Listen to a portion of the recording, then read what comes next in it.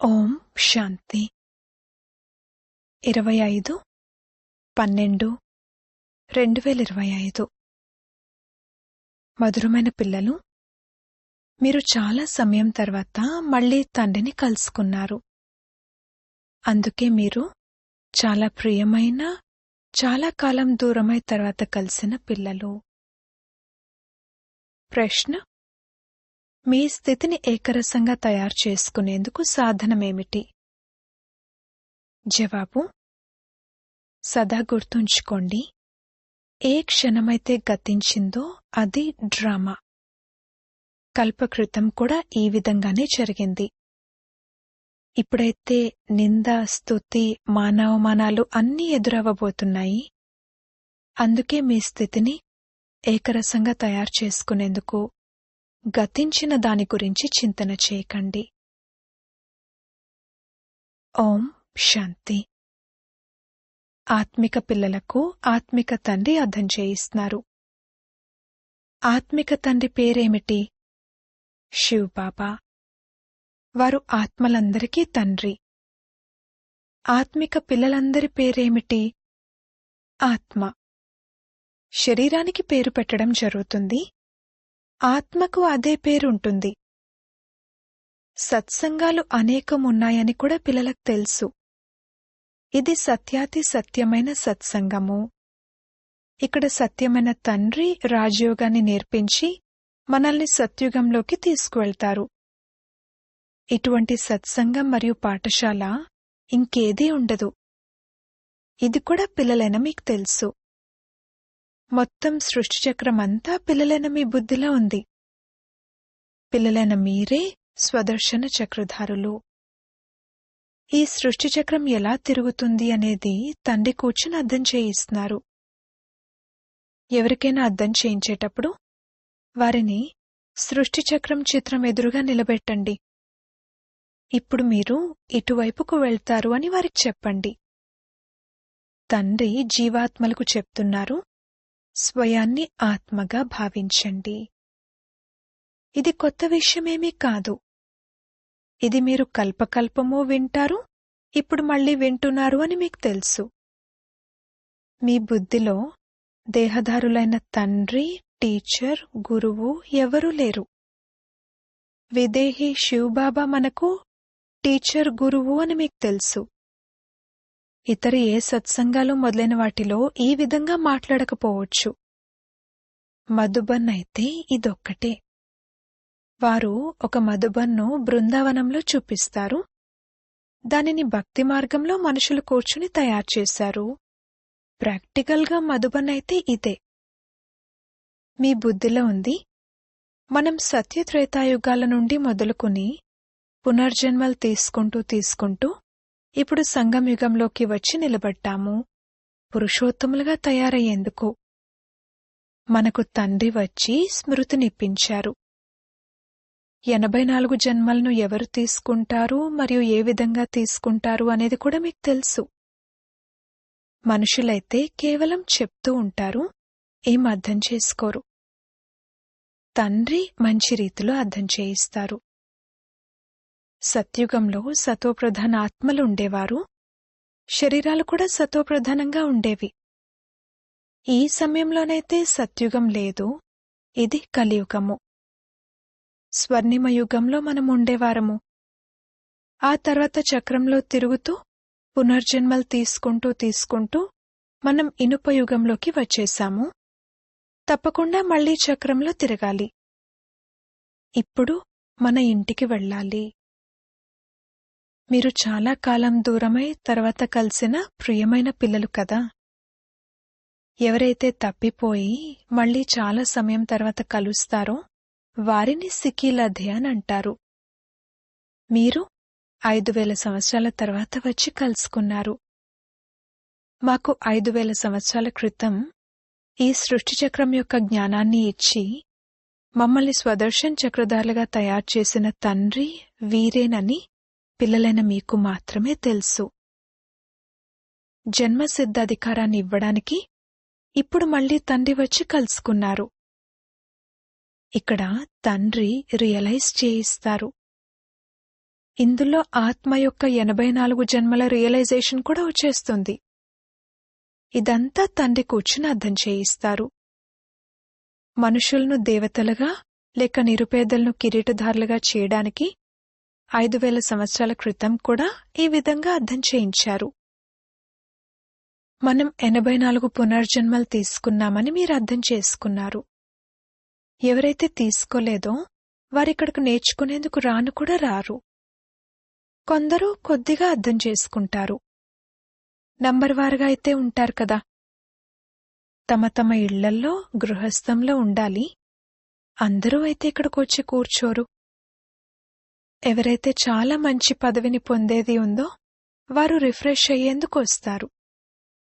తక్కువ పదవి వారు ఎక్కువ పురుషార్థం కూడా చెయ్యరు. ఈ జ్ఞానం ఎటువంటిదంటే కొద్దిగా పురుషార్థం చేసినా కూడా అది వ్యర్థం అవ్వదు. శిక్షలు అనుభవించి వచ్చేస్తారు. పురుషార్థం బాగా చేస్తే శిక్షలు కూడా తక్కువగా ఉంటాయి. స్మృతి యాత్ర లేకుండా వికర్మలు వినాశనం అవ్వవు. ఇది గడియ గడియ స్వయానికి గుర్తు తెప్పించుకోండి. మనుషులెవ్వరు కలిసినా సరే వారికి మొదట స్వయాన్ని ఆత్మగా భావించండి అన్న విషయాన్ని అర్థం చేయించాలి. పేరనేది శరీరానికి తర్వాత పెట్టడం జరిగింది. ఎవరినైనా సరే శరీరం యొక్క పేరుతోనే పిలుస్తారు. ఈ సంగంయుగంలోనే అనంతమైన తండ్రి ఆత్మిక పిల్లలను పిలుస్తారు. ఆత్మిక తండ్రి వచ్చారని మీరంటారు. ఆత్మిక పిల్లలు అని తండ్రి అంటారు. మొదట ఆత్మ, ఆ తర్వాత పిల్లల పేరు తీసుకుంటారు. ఆత్మిక పిల్లలు, ఆత్మిక తండ్రి ఏం అర్థం చేయిస్తున్నారు అనేది మీకు తెలుసు. శివ్ బాబా ఈ భగీరథునిపై విరాజమానమై ఉన్నారని, వారే మనకు సహజ రాజయోగాన్ని నేర్పిస్తున్నారని మీ బుద్ధికి తెలుసు. తండ్రి ఇతర ఏ మనుష్య మాతృల్లోనూ ప్రవేశించి రాజయోగాన్ని నేర్పించరు. ఆ తండ్రి వచ్చేదే పురుషోత్తమ సంగం యుగంలో. ఇతర మనుషులెవ్వరూ ఎప్పుడూ ఈ విధంగా చెప్పలేరు, అర్థం చేయించలేరు. ఈ శిక్షణ ఈ తండ్రిది కాదు, అనగా బ్రహ్మబాబాది కాదు అని కూడా మీకు తెలుసు. కలియుగం సమాప్తమై సత్యుగం రానున్నదని ఇంతకుముందు వీరికి తెలియదు. వీరికిప్పుడు దేహదారి గురువులెవ్వరూ లేరు. ఇతర మనుష్యమాతృలందరూ మా గురువు ఫలానా, ఫలానా వారి జ్యోతి జ్యోతిలో కలిసిపోయిందని అంటారు. అందరికీ దేహదారి గురువులున్నారు. ధర్మస్థాపకులు కూడా దేహదారులే. ఈ ధర్మాన్ని ఎవరు స్థాపించారు? పరంపిత పరమాత్మైన త్రిమూర్తి శివబాబా బ్రహ్మ ద్వారా స్థాపన చేశారు. వీరి శరీరం పేరు బ్రహ్మ. క్రిస్టియన్ ధర్మాన్ని క్రైస్ట్ స్థాపన చేశారని క్రిస్టియన్లంటారు. అతను దేహధారి. అతని చిత్రం కూడా ఉంది. ఈ ధర్మస్థాపకునికి ఏ చిత్రాన్ని చూపిస్తారు? శివునిదే చూపిస్తారు. శివుని చిత్రాలను కూడా కొందరు చిన్నవిగా, కొందరు పెద్దవిగా చేస్తారు. వాస్తవానికి వారొక బిందువే. వారికి నామం రూపం కూడా ఉన్నాయి, కాని వారు అవ్యక్తమైనవారు. వారిని ఈ నేత్రాలతో చూడలేరు. శివబాబా తన పిల్లలైన మీకు రాజ్యభాగ్యాన్నిచ్చి వెళ్లారు.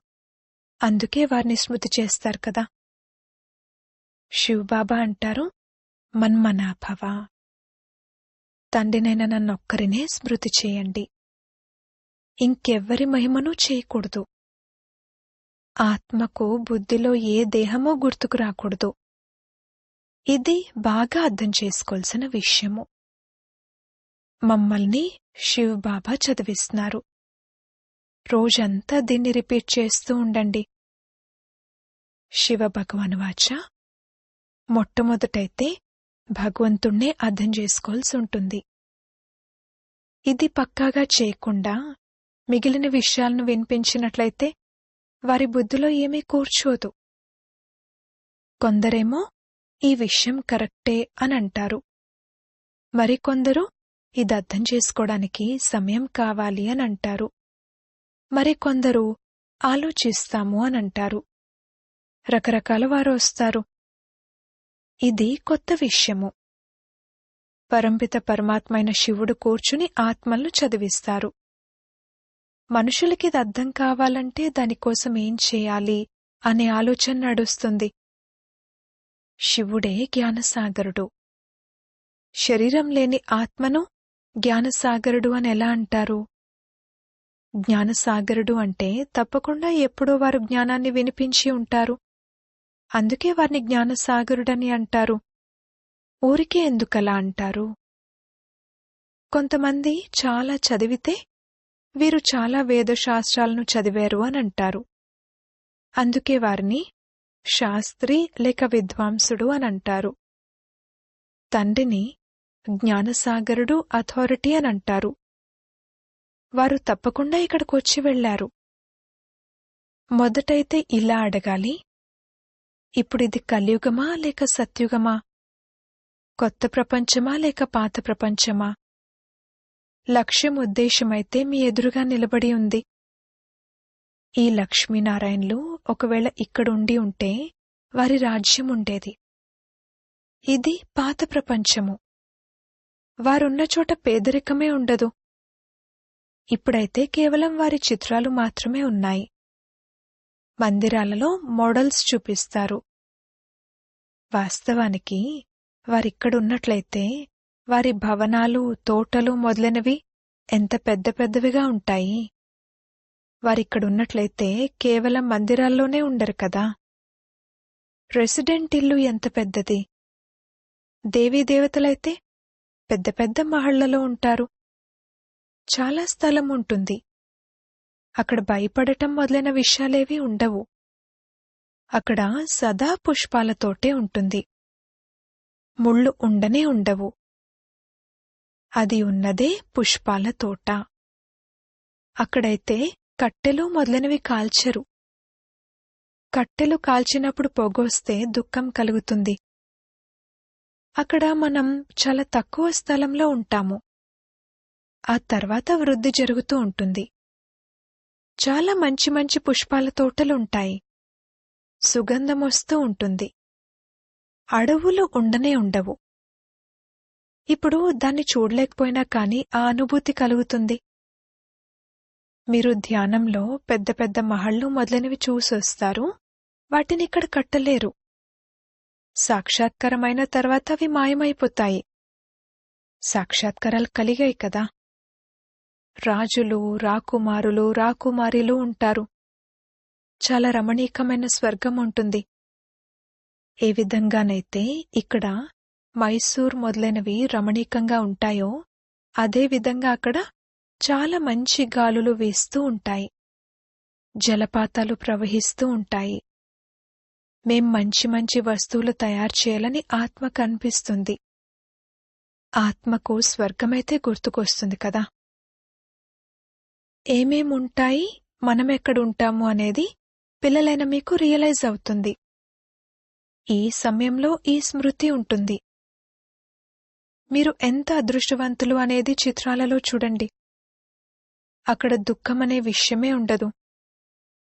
మనమైతే స్వర్గంలో ఉండేవారము. ఆ తర్వాత కిందకి దిగిపోయాము. ఇప్పుడు మళ్లీ స్వర్గంలోకి వెళ్ళాలి. ఎలా వెళ్ళాలి? తాడు పట్టుకుని వెళ్తారా? ఆత్మలమైన మనమైతే శాంతిధామ నివాసులము.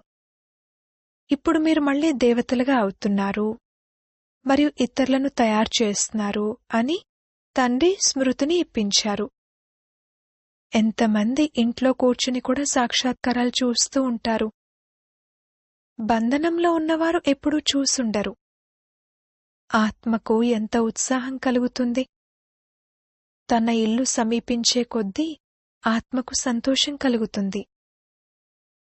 బాబా నాకు జ్ఞానాన్నిచ్చి అలంకరించడానికొచ్చారని భావిస్తారు.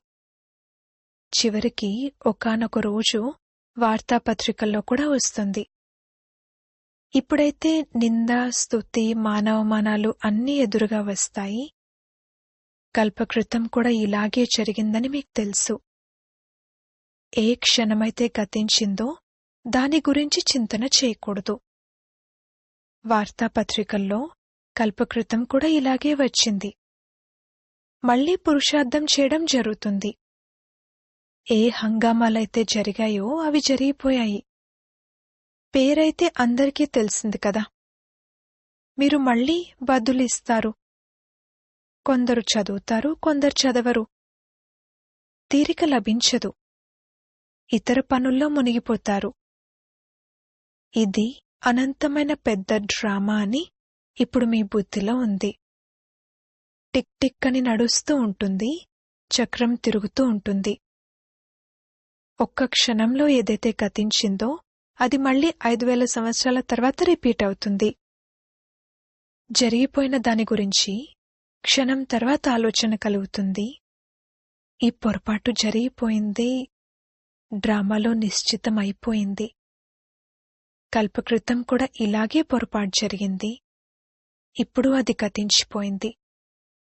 ఇప్పుడు మున్ముందిక చెయ్యము అని అనుకుంటారు. పురుషార్థం చేస్తూ ఉంటారు. పదే పదే ఈ పొరపాటు చేయడం మంచిది కాదు, ఈ కర్మ మంచిది కాదు అని మీకు అర్థం చేయించడం జరుగుతుంది. నా ద్వారా ఈ తప్పుడు పని జరిగింది అని మనసు తింటూ ఉండొచ్చు.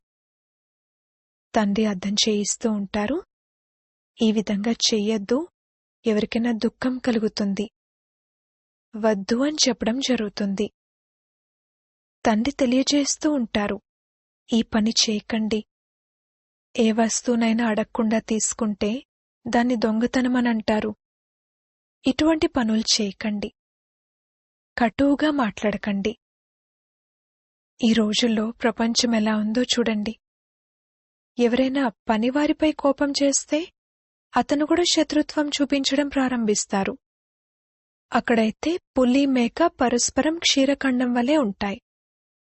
ఉప్పునీరు మరియు క్షీరఖండము. సత్యుగంలో మనుష్యాత్మలందరూ పరస్పరంలో క్షీరఖండం వలె ఉంటారు. మరియు ఈ రావణ ప్రపంచంలో మనుషులందరూ ఉప్పునీరులా ఉన్నారు. తండ్రి కొడుకులు కూడా ఉప్పునీరులానే ఉన్నారు.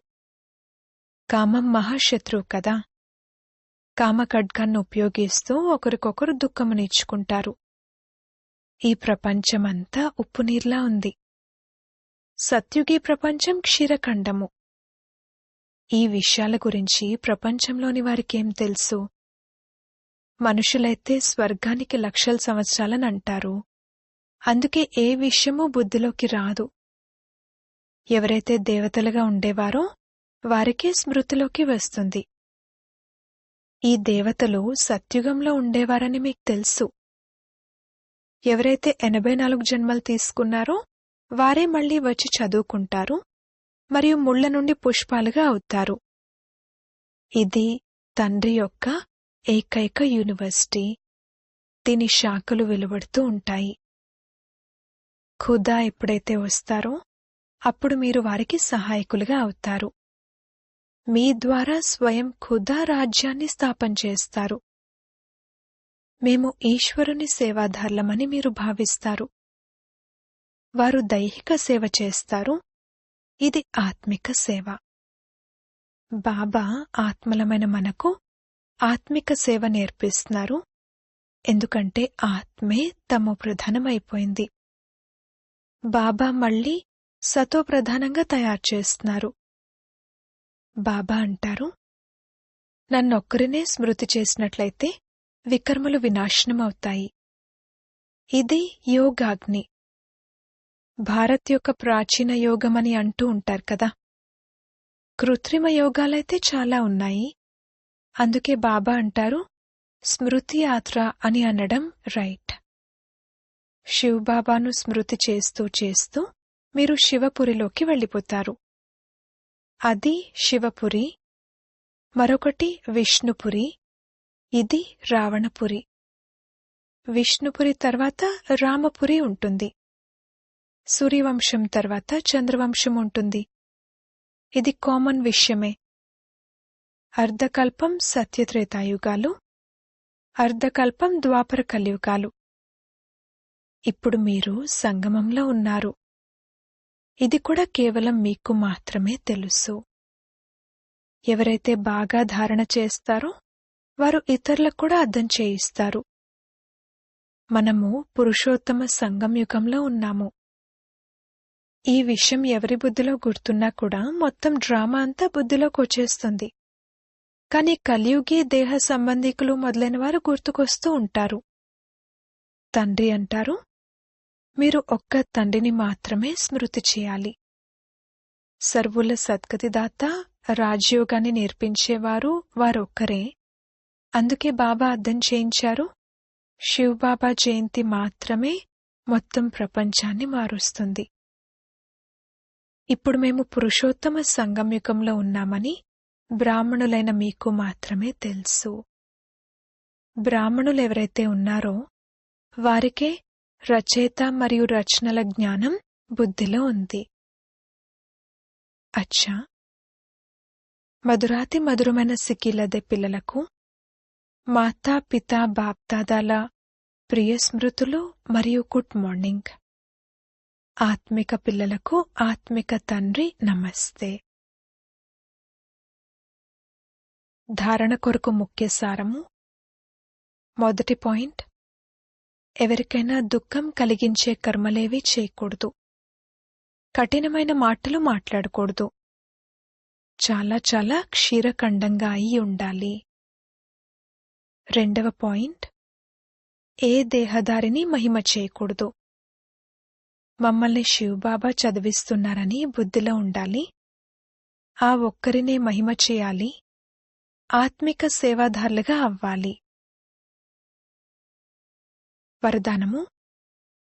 శుద్ధ సంకల్పాల వ్రతం ద్వారా, దృఢత ద్వారా వృత్తిని పరివర్తన చేసే హృదయ సింహాసనాధికారి భవ. బాబ్దాదా యొక్క హృదయ సింహాసనం ఎంత పవిత్రమైనదంటే ఈ సింహాసనంపై సదా పవిత్రాత్మలే కూర్చోగలరు. ఎవరికైతే సంకల్పంలోనైనా అపవిత్రత లేక అమర్యాద కలుగుతాయో వారు సింహాసనాధికారులుగా అయ్యేందుకు బదులుగా దిగే కళలో కిందకొచ్చేస్తారు. అందుకే మొదట శుద్ధ సంకల్పాల వ్రతం ద్వారా మీ వృత్తిని పరివర్తన చేసుకోండి. వృత్తి పరివర్తన ద్వారా భవిష్య జీవితం రూపీ సృష్టి మారిపోతుంది. శుద్ధ సంకల్పాలు మరియు దృఢ సంకల్పాల వ్రతం యొక్క ప్రత్యక్ష ఫలం సదాకాలం కొరకు బాబ్దాదా యొక్క హృదయ సింహాసనం. స్లోగన్. ఎక్కడైతే సర్వశక్తులు తోడుగా ఉంటాయో అక్కడ నిర్విఘ్న సఫలత ఉండనే ఉంటుంది. అవ్యక్త ప్రేరణలు. ఇప్పుడు సంపన్నంగా మరియు కర్మాతీతంగా అవ్వాలి అనే ధ్యాసలోనే ఉండండి. అంతఃవాహక స్థితి అనగా కర్మబంధన ముక్త కర్మాతీత స్థితి యొక్క వాహనం అనగా అంతిమ వాహనం. దీని ద్వారానే క్షణంలో కలిసి ఎగురుతారు. దాని కొరకు అన్ని హద్దుల నుండి అతీతంగా అనంతమైన స్వరూపంలో అనంతమైన సేవాదారులుగా సర్వ హద్దులపైన విజయాన్ని ప్రాప్తి చేసుకునే విజయరత్నాలుగా అవ్వండి. అప్పుడే అంతిమ కర్మాతీత స్వరూపం యొక్క అనుభవి స్వరూపులుగా అవుతారు. ఓం శాంతి.